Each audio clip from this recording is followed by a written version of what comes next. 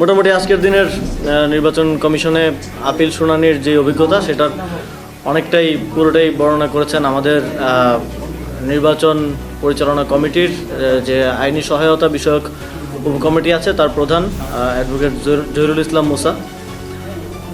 আমরা খুবই শঙ্কার সাথে গতকালকে আমরা আমাদের শঙ্কা প্রকাশ করেছি নির্বাচন কমিশনের একপাক্ষিক বা বিশেষ কোনো গোষ্ঠীর প্রতি বিশেষ আচরণের এবং এই নির্বাচনটাও আমরা বিগত যে 3টা নির্বাচন দেখেছি সেই নির্বাচনগুলোর কিছু লক্ষণের দিকে যাচ্ছে বলে আমরা শঙ্কা প্রকাশ করেছিলাম এবং আজকে সেই বিষয়ে আরও অনেক কিছু পরিষ্কার হয়েছে এবং অনেক কিছু আজকের যেই আপিল শুনানি তার মধ্য দিয়ে আরও শঙ্কার জন্ম দিয়েছে আমাদের মধ্যে।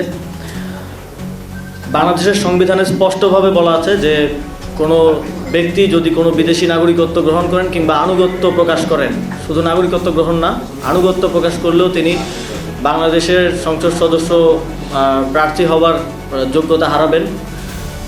এবং এরপরেও আমরা দেখলাম যে অনেকেই দ্বৈত নাগরিকত্ব থাকা সত্ত্বেও নির্বাচন কমিশনে গিয়ে গুন্ডামি করছেন। নির্বাচন কমিশনে এক একজন 200-300 লোকজন নিয়ে যাচ্ছেন এবং লয়ারদের সংখ্যা বাড়িয়ে শত শত লয়ারদেরকে নিয়ে যাচ্ছেন নির্বাচন কমিশনের উপর চাপ প্রয়োগ করার জন্য। এবং আমরা দেখতে পাই যে নির্বাচন কমিশনও নানা ধরনের ইন্টারপ্রিটেশন, নানা ধরনের ফাঁকফোকর দিয়ে তাদেরকে বৈধতা দানের এক ধরনের নির্বাচন কমিশনেরও আমরা প্রবণতা দেখতে পেয়েছি, যেটা আমাদের দেশের জন্য, আমাদের দেশের সংবিধানের জন্য, নির্বাচন ব্যবস্থার জন্য এবং সর্বোপরি গণতন্ত্রের জন্য অশনি সংকেত। আমরা এটা স্পেসিফিকলি দেখতে পাচ্ছি বিএনপির প্রার্থীদের পক্ষ থেকে। বিএনপি নিজেদেরকে গণতন্ত্রের ধারক বাহক, গণতান্ত্রিক রাজনীতির পায়োনিয়ার বলে বিভিন্ন জায়গায় বলে আসছে এবং মনে করে, কিন্তু তাদের কাজকর্মে আমরা দেখি যে তারা সম্পূর্ণ 180 ডিগ্রি টার্ন নিয়ে গণতন্ত্রের বিরুদ্ধে, বাংলাদেশের সংবিধানের বিরুদ্ধে, বাংলাদেশের প্রচলিত আইনের বিরুদ্ধে কাজ করে যাচ্ছে। এবং তাদের যে লুটেরা শ্রেণীরা এই নির্বাচনে অংশগ্রহণ করছে, যারা এই দেশটাকে বিভিন্ন সময়ে বিভিন্নভাবে লুট করে বিদেশে নাগরিকত্ব নিয়েছে, বিদেশে বাড়িঘর করেছে, বিদেশে সম্পত্তির পাহাড় করেছে, এবং এখন আবার যখন গণতন্ত্রের সময় এসেছে, যখন নির্বাচনের সময় এসেছে, আবারও জনপ্রতিনিধি হওয়ার জন্য দেশে এসে সেই দ্বৈত নাগরিকত্ব সহই নির্বাচনে অংশগ্রহণ করার পায়তারা করছে। আপনারা যদি জনপ্রতিনিধি হতে চান তাহলে প্রকৃত অর্থে প্রথমে এককভাবে বাংলাদেশের নাগরিক হন। আমরা কোনো বিদেশি নাগরিককে বাংলাদেশে নির্বাচন করতে দেব না। আমরা কোনোভাবেই, যদি নির্বাচন কমিশন এই ক্ষেত্রে সংবিধান লঙ্ঘন করার কিংবা কোনো ধরনের ইন্টারপ্রিটেশন দেওয়ার কিংবা কোনো ফাঁকফোকরের মধ্য দিয়ে তাদেরকে এখতিয়ার বহির্ভূতভাবে তাদের প্রার্থিতা বৈধ করার কোনো চেষ্টা করে, তাহলে আমরা একই সাথে আইনি লড়াই লড়ব এবং একই সাথে রাজপথেও নামব। আমরা এই নির্বাচন কমিশনকে সর্বোচ্চ সহযোগিতা করে আসছে প্রথম দিন থেকে, এবং আমরা বিভিন্ন জায়গায় তাদের অনেক ঘাটতি সত্ত্বেও তাদের এই যে একপাক্ষিক অবস্থান নেওয়াটা, সেটা আমরা একদম যাচাই বাছাইয়ের পর্যায়ে থেকে দেখে আসছি। তারপরেও আমরা চেষ্টা করছি তাদেরকে সময় দেওয়ার, সুযোগ দেয় যাতে তারা এগুলো ঠিক করে নেয়। কিন্তু আজকের যেই ঘটনাগুলো ঘটেছে এবং আগামীকালকে আবার এফিডেভিটের মাধ্যমে বিদেশি নাগরিকদেরকে বাংলাদেশের নির্বাচন করার সুযোগ দেওয়ার যেই কথাগুলো আমরা শুনেছি, তারপরে আমরা তাদেরকে আর কোনো ধরনের সুযোগ দিব না। আগামীকাল যদি আমরা দেখি যে কোনো ঋণ খেলাপি, কোনো দ্বৈত নাগরিকত্বধারী কেউ নির্বাচন করার যোগ্যতা পাচ্ছেন, সেটা যে শর্তেই হোক, যে ইন্টারপ্রিটেশনের মধ্য দিয়েই হোক, আমরা সেটার বিরুদ্ধে রাজপথে নামব। আমরা সেটার বিরুদ্ধে আমাদের পরবর্তী আইনি লড়াই চালিয়ে যাব। আমরা কোনোভাবেই এই নির্বাচন কমিশনকে পূর্ববর্তী 3টে নির্বাচন কমিশনের মতো একটা দায়সারা নির্বাচন এবং একপাক্ষিক নির্বাচন, সেটেলড নির্বাচন আয়োজন করার সুযোগ দিব না। জাতীয় নাগরিক পার্টি তাদের জোট শরিকদেরকে নিয়ে এই বিষয়টিকে খুব সিরিয়াসলি ডিল করবে এবং এই বিষয়টিকে এই ধরনের কোনো কিছু ঘটা থেকে রুখে দাঁড়ানোর জন্য কাজ করবে। আমরা দেখেছি যে বিশেষ করে যেই দলগুলো বিগত সময়ে ক্ষমতায় ছিল, তাদের মধ্যে স্পেসিফিকলি এই প্রবলেমগুলো বেশি, যে তাদের প্রার্থীরা ঋণ খেলাপি, একজন 3টা ব্যাংকের ঋণ খেলাপি, একজন 190 কোটি, 200 কোটি, 500 কোটি টাকার ঋণ খেলাপি, এবং এই টাকাগুলো আমার দেশের জনগণের, এবং এই টাকা ফেরত না দিয়ে তারা বারবার একের পর এক নির্বাচনে অংশগ্রহণ করছেন, সংসদে প্রতিনিধিত্ব করতে চাচ্ছেন, কিংবা প্রতিনিধিত্ব করতে না পারলে বিদেশে গিয়ে আরামায়েশে জীবনযাপন করছেন।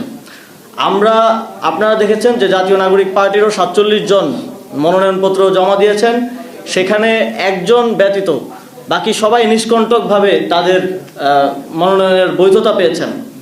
আমরা এই নতুন বন্দোবস্তের কথাই সবসময় বলে এসেছি এবং এই নতুন বন্দোবস্তের পথেই আমরা যেতে চাই। এটাই প্রমাণ করে যে জাতীয় নাগরিক পার্টি যেই তথাকথিত গণতান্ত্রিক কিন্তু লুটেরা রাজনৈতিক দলগুলো আছে তাদের থেকে কোন জায়গায় আলাদা, এবং বাংলাদেশের জনগণ এই পরিবর্তনটা দেখেই তাদের ম্যান্ডেট দিবে, এটা আমরা প্রত্যাশা করি।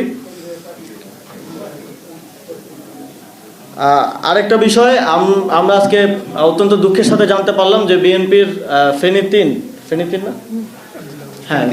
3 আসনের সংসদ সদস্য পদপ্রার্থী তিনি আমাদের যেই লিগ্যাল টিমের যারা সদস্যরা সেখানে ছিলেন তাদেরকে ব্লাডি সিটিজেন বলে সেখানে গালি দিয়েছেন।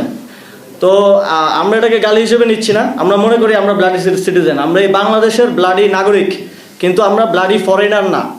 আপনাদের মতো ব্লাডি ফরেনারদের বাংলাদেশে কোনো অধিকার নেই নির্বাচনে অংশগ্রহণ করার এবং জনপ্রতিনিধিত্ব করার।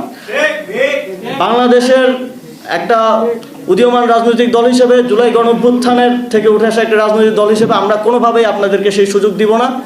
যদি কোনোভাবে আপনারা নির্বাচন কমিশনকে ম্যানেজ করে কিংবা এই পলিটিক্যাল এই ফ্যাসিবাদী সিস্টেম, যেটা আমরা দুঃখজনকভাবে গত 1.5 বছরও পুরোপুরি পরিবর্তন করতে পারিনি, সেটার মধ্য দিয়ে আপনারা বৈধতা পেয়ে যান, তাহলে মনে রাখবেন আপনাদেরকে রাজপথে প্রতিরোধ করা হবে, আপনাদেরকে আপনাদের আসনে প্রতিরোধ করা হবে, আপনাদেরকে আমরা আমাদের যেই সুপ্রিম কোর্ট আছে সেখানে আমরা আমাদের আইনি লড়াই চালাবো, কিন্তু কোনোভাবেই আপনাদেরকে আমরা শান্তিতে এখানে নির্বাচন করতে, এদেশের জনগণের প্রতিনিধিত্ব করার সুযোগ আমরা দিব না। আমরা জাতীয় নাগরিক পার্টির নির্বাচন পরিচালনা কমিটির পক্ষ থেকে, জাতীয় নাগরিক পার্টি এবং আমাদের জোটের শরিকদের পক্ষ থেকে স্পষ্টভাবে এই বার্তাটা দেশবাসীর কাছে, নির্বাচন কমিশনের কাছে, অন্তর্বর্তীকালীন সরকারের কাছে দিতে চাই।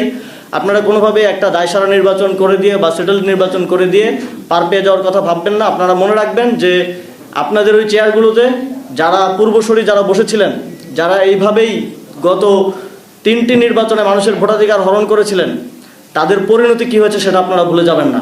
আপনারা যদি এই ধরনের পরিণতি অদূর ভবিষ্যতে না চান, তাহলে অবশ্যই আপনাদেরকে একটি সুষ্ঠু নির্বাচন আয়োজন করতে হবে, সেটার জন্য সর্বোচ্চ সদিচ্ছা দেখাতে হবে, এবং যদি কোথাও আপনারা বাধাগ্রস্ত মনে করেন সেটা আমাদেরকে জানান, আমরা আপনাদেরকে সহযোগিতা করব, বাংলাদেশের জনগণ আপনাদেরকে সহযোগিতা করবে।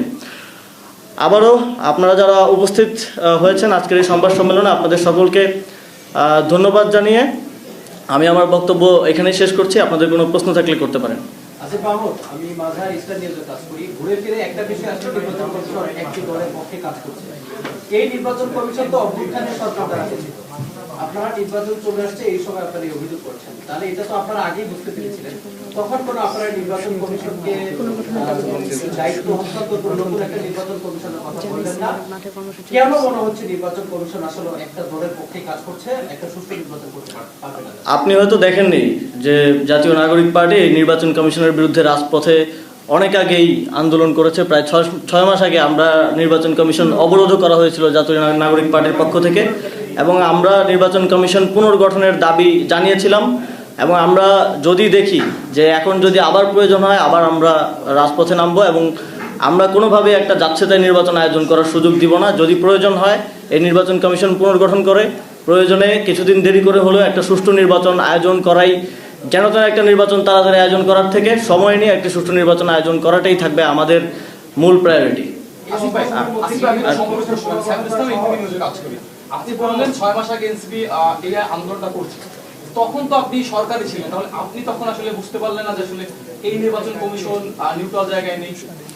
নির্বাচন কমিশন সাংবিধানিকভাবে একটা স্বাধীন প্রতিষ্ঠান, এবং আপনারা জানেন যে তার স্বাধীনভাবে কাজ করার এখতিয়ার আছে। আপনারা দেখেছেন যে নির্বাচন কমিশনের সাথে যে তারা যে সরকারের কথা শুনে কাজ করেছে, এরকম কোনো কিছু হয়তো আপনাদের নজরে পড়ার কথা না বিগত প্রায় 1.5 বছরে। আর আমি সরকারে ছিলাম, সরকারের একটা পার্ট ছিলাম আমি, কিন্তু হোল গভর্নমেন্টের সাথে নির্বাচন কমিশনের সেই কোঅর্ডিনেশনটা আমি সরকারে থাকতেও দুঃখজনকভাবে দেখি নাই। এবং এটাও একটা দুঃখজনক বিষয়, যদি সামনের নির্বাচনে অন্তর্বর্তীকালীন সরকার এবং নির্বাচন কমিশনের মধ্যে একটা গুড কোঅর্ডিনেশন না থাকে, তাহলে এই নির্বাচনটা কতটুকু সুষ্ঠুভাবে আয়োজন করা সম্ভব সেটা নিয়েও একটা সন্দেহ রয়েছে। আসিফ মাহমুদ, আমি জারিফ হাসান, দূরবীন নিউজ থেকে। আমার প্রশ্নটা হলো, স্বাধীন প্রতিষ্ঠানকে কোন নির্দিষ্ট দল চাইলেই কি পুনর্গঠন করতে পারে কিনা? আমরা আমাদের রাজনৈতিক দাবি অবশ্যই জানাতে পারি। নির্বাচন কমিশন যেমন স্বাধীন প্রতিষ্ঠান, সে যদি তার স্বাধীনতার অপব্যবহার করে, সে যদি তার এখতিয়ার বহির্ভূতভাবে গিয়ে সংবিধানের ইন্টারপ্রিটেশন দিতে চায়, তাহলে অবশ্যই আমরা যৌক্তিকভাবেই আমাদের দাবি উত্থাপন করতে পারি। আমরা আগেও করেছি এবং ভবিষ্যতেও করতে কখনোই পিছ পাবো না। এই লড়াইটা কি রাজপথে হবে নাকি আইনগত হবে? আমি আপনাকে বলতে চাই সেটা হচ্ছে যে একটা প্রশ্নের উত্তর দেবেন, সেটা হচ্ছে আমরা চিনি অনেক জায়গায় যারা দ্বৈত নাগরিক ছিল, ঋণ খেলাপি আছে, তাদেরকেও মনোনয়ন বৈধ করা হয়েছে। তাদের বিরুদ্ধে আপনাদের অবস্থাটা কি হবে?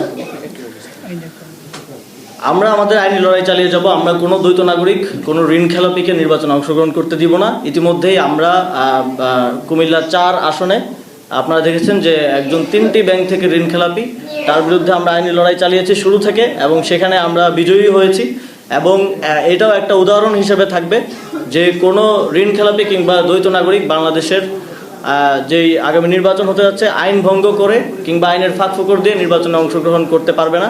এটা আমরা সকল উপায়ে আমাদের লড়াই চালিয়ে যাব, সেটা আইনি লড়াই হোক, সেটা রাজপথের লড়াই হোক, কিংবা সর্বশেষ প্রয়োজন হলে আমরা সেই আসনে তাকে তার বিরুদ্ধে প্রতিরোধ গড়ে তুলব। সর্বসালে আপনাদের যে আন্দোলনটা ছিল নির্বাচন কমিশনের বিরুদ্ধে, সেই আন্দোলনটা স্থগিত হয়ে গিয়েছিল কেন? আজকের নির্বাচনের ঠিক আগ মুহূর্তে আপনাদের এই আন্দোলনটা কেন আবার সোচ্চার হচ্ছে? দেখেন, আমরা তাদেরকে সুযোগ দিতে চেয়েছি, আমরা তাদেরকে ভরসা করতে চেয়েছি যে তারা সুষ্ঠু একটা নির্বাচন আয়োজন করবে এবং আমরা তাদেরকে অবজারভেশনে রাখছি, যেটা আমরা আগেও বলেছি যে আমরা ক্রিটিক্যালি তাদেরকে অবজার্ভ করছি যে তারা কী ধরনের ব্যবস্থা নেয় কিংবা সামনের দিনে নিচ্ছে।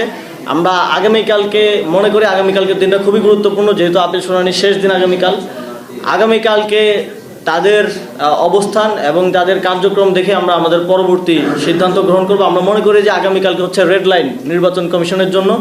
যদি তারা সেই রেড লাইনটা সুষ্ঠুভাবে অতিক্রম করতে পারে, নিরপেক্ষতা দেখিয়ে এবং আরপিও এবং সংবিধানকে মান্য করে অতিক্রম করতে পারে, তাহলে আমাদের সহযোগিতা অব্যাহত থাকবে। যদি তারা সেখানে ভুল করে এবং সেখানে পক্ষপাতিত্বের কিংবা কোনো ফাঁক ফোকর দিয়ে ঋণ খেলাপি এবং দ্বৈত নাগরিকদেরকে পার করে দেওয়ার চেষ্টা করে, তাহলে আমরা এই নির্বাচন কমিশনের বিরুদ্ধে অ্যাকশনে যাব। Thank you. আসসালামু আলাইকুম।